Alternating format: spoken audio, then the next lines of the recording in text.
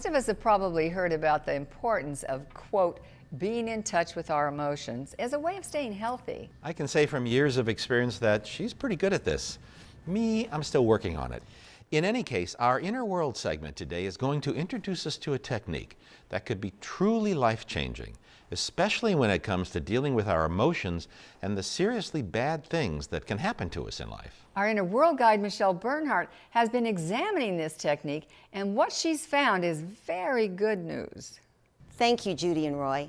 This season on Healing Quest, we've been exploring the topic of trauma as a portal for transformation. And the man you're about to meet has made it possible for people all over the world to do just that. So, you know, you've had two heroes' journeys. One in the battlefield, and the other one now in the inner battlefield. Peter Levine wants to help all of us be heroes when it comes to transforming the trauma in our life.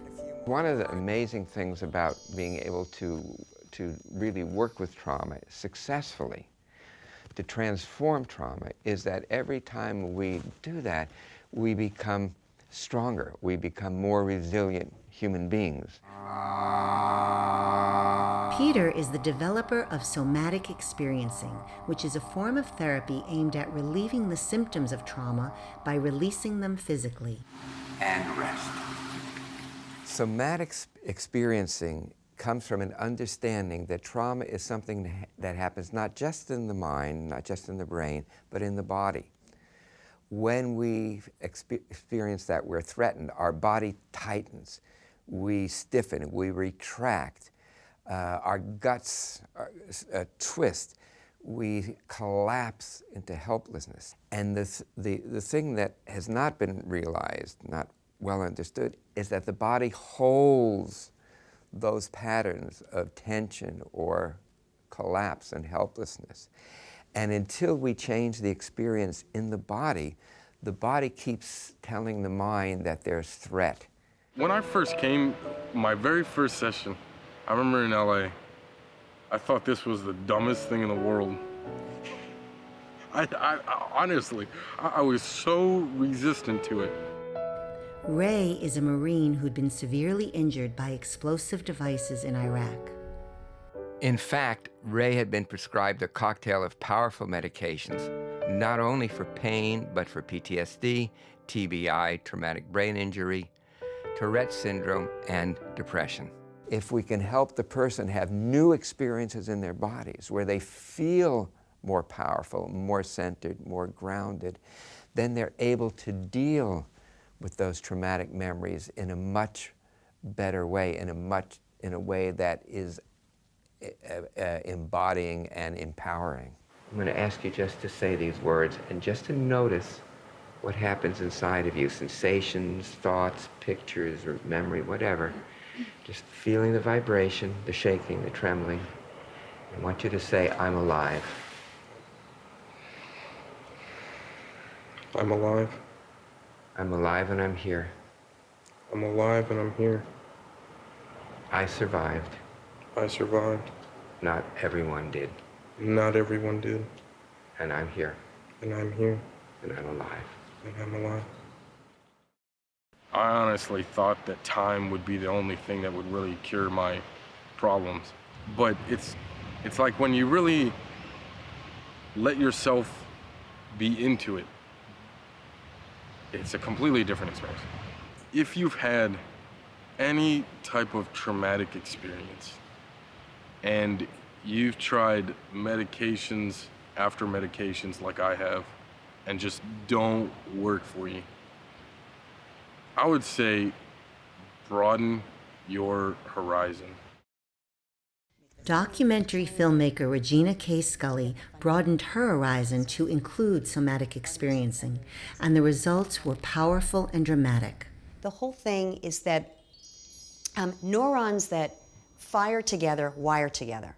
So trauma literally reinforces the neurons in our system to be, so stuck together, exactly. When you're stuck in trauma, you are stuck in the memory of trauma. But the memory, again, it's not cognitive. It's not something that we can recall. It's how the body has responded and how the body has got stuck. I lie down on her table. She has a healing table. And she literally places her hands underneath my entire central nervous system from head to toe and literally works through the head, down my whole body, and then around my feet, pulling out the energy. The neurons and the energy that is so misplaced and lodged in my system, she releases it. It literally releases it from the body. Now, this is something that words alone can't do. And I know it's hard for the rational mind to understand it, but when you are physically going through it and you feel the benefits and the heat, so you can literally feel the release. And in my case, it was extremely effective. I'm concerned when people get the idea that trauma is a life sentence. And while trauma is a fact of life, the good news is that it doesn't have to be a life sentence. And we have the instincts to heal from these traumas, given the appropriate support and guidance. After completing his treatments, Ray entered a college program, got married, and had a child, and he came back to visit Peter Levine. Ray still had challenges, but he also had new coping skills, and he'd made huge progress in transforming the trauma that had once been so painful. So again, the words are, I'm coming home. I'm coming home. I'm home. I'm home. It's been a long journey. It's been a long journey. And I'm coming home at last. And I'm coming home at last. And I give thanks for life. And I give thanks for life. What a heartfelt story, and it's a reminder to all of us to be grateful for the men and women in the military who sacrificed so much. What I also like about somatic experiencing is that it doesn't require the person to relive the traumatic event. It clears the nervous system in a very gentle way. I also like what Peter Levine said about trauma not being a life sentence. Yes, that's an important point. Sentence is an interesting word, and it can mean a lot of different things and can also work on multiple levels. For example, when Dr. Levine had Ray use those powerful words, I'm alive, I survived, and I'm here, I believe several things were happening. First, by saying the words, Ray was able to release the emotions that were trapped in his body. And second, words are powerful. When we say them, especially in a sentence, we are creating reality. That's what an affirmation is. What we say, we create. And third, a belief can also become a life sentence. I think that's fascinating, but how can a person change a belief that's so deeply held? Well, I often have my clients try to find the sentence that is holding the belief that might not be serving them. Like, for example, nobody loves me. Then we would try to replace that belief with something better, because the sentence and the belief are directly connected, and a wrong belief can become a life sentence if we are not careful or conscious.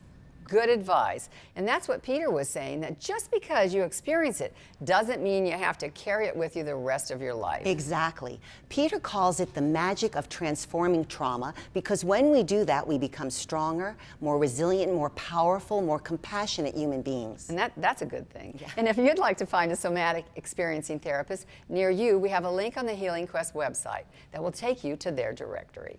And by the way, if you missed any of Michelle's segments on trauma, they're all on our website. And coming up next, the details on a very ambitious effort to bring yoga to millions more Americans.